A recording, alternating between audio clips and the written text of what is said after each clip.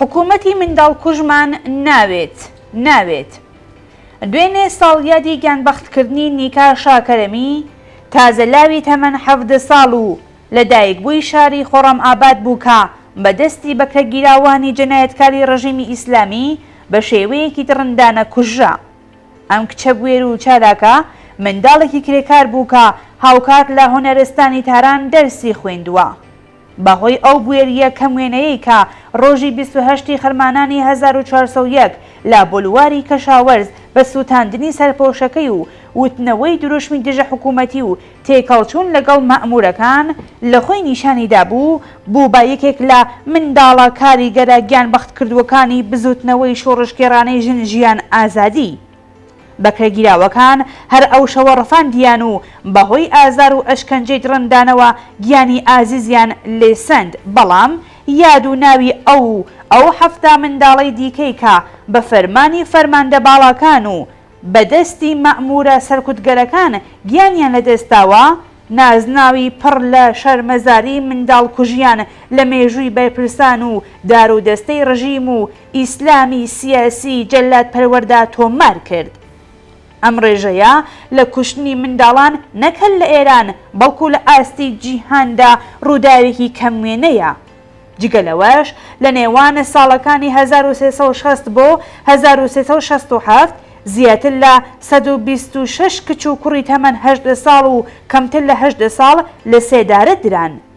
بەل لە کوشتنی منداڵان لە بزوتنەوەی شۆڕشگێڕانەی ساڵی 1401 جەنایەتکارانی ڕژیم لە کاتی قەتڵە زەنجیرەیەکان و ئاخێزەکانی ساڵی 1388 بە فرانباری 96 و خەزەڵوەری 98دا ژمارەیەک منداڵیان کوشتکە کارەساتترینیان کوشتنی منداڵان لە ئاخێزی ساڵی 1398دا بوو. لەو ساڵەدا ڕێکخراوی لێبوردنی نێونەتەوەیی سەرەڕای شاردنەوەی زانیاریەکان لەلایەن حکوومەتی ئیسلامیەوە توانی ناوی 23 منداڵی کوژراوی خوار 18 ساڵ تەمەن تۆمار بکات. هەڵبەت بێگومان ئەمانە سەرجەمی کوژراوەکانی خەزەڵوەری 98 نین. منداڵان ئەم جگەر گۆشانەی دایک و باوکەکان خاوەنی جێگە و پێگەیەکی تایبەتن لە ناو کۆمەڵگا و لە لای جەماوەر لەبەر ئەوەی کە بەردەوامی نەوە و ژیان بەستراوەتەوە بەبوونی ئەوانەوە. کوشتاری بێوێنەی زیاتر لە 7 منداڵ لە بزوتنەوەی شۆڕشگێڕانەی ژینادا هەم لەسەر پەرەسەندنی ڕق و بێزاری خەڵکی ناڕازی لە دژی ڕژیم و بەردەوامبوونی خەبات کاریگەری هەبوو، هەم لە دەرەوەی وڵاتیش ڕژیمی ئیسلامی لە لای بیر و ڕای گشتی جیهان زیاتر ڕسوا کرد. ئەو وێنە ویدۆیانەی کە لە نیکا و ساڵی نەو دواتریش کیان پیرفەلەک و منداڵە گیانبەخت کردووەکانی تر بڵاوکرانەوە هاوسۆزیەکی بێوێنەی نەتەوەیی و نێونەتەوەیی دروست کرد و هەموانی بەرەو یەک داواکاری گشتی لە حکوومەت، واتە ناڕازیانی بێچەک مەکوژە و منداڵان هەرگیز مەکوژە پاڵ پێوەنا. بەڵام بەکردەوە شتێکی تر ڕوویدا.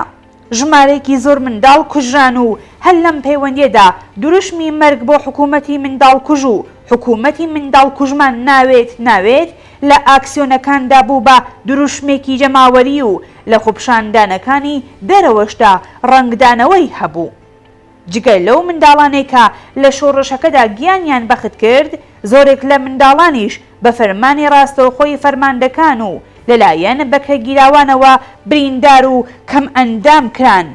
هەروەها لە ڕوبەڕووبوونەوەکانی ساڵی 1401دا ژمارەیەکی زۆر منداڵ دەست بەسەر کران و ئەشکەنجەیان کردن کە ژمارەیەکیان نادیارە.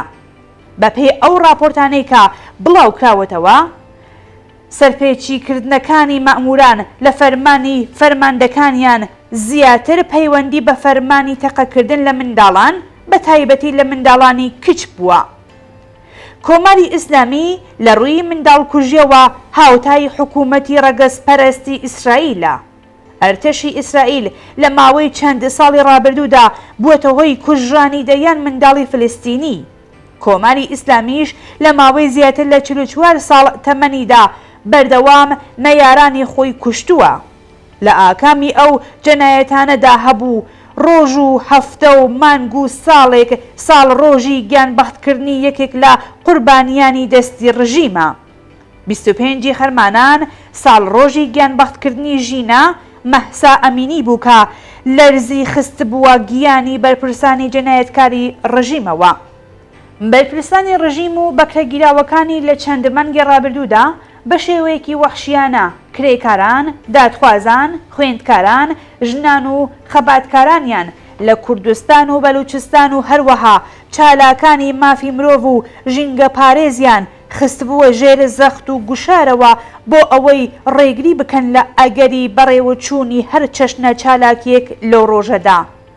ئەوان وەک ڕیزی دژە شۆڕش لەگەڵ خۆپشاندەران و خەباتکاران و شۆڕشگێران بەرەو ڕووبوونەوە. بەڵام خەڵکی ناڕازی و خەباتکار لە سەرجەم شارەکانی کوردستان و ژمارەیەکی بەرچاو لە شارەکانی دیکە با بەڕێوەبردنی مانگرتنی گشتی سەرکەوتوانە و هەروەها کۆمەڵێک ئاکسیۆن و ناڕەزایەتی تر ڕژیمیان لەگەڵ شکستێکی سەرشۆڕانە بەرەو ڕوو کردەوە. خەباتگێڕانی جەسوور و قارەمان ڕۆژی 25 خەرمانان نیشانیاندا کە خوێنی ژینا و نیکاکان نەک هەر بە فێڕۆ نەچووە بەڵکو شۆڕشی بەهێزتر کردووە.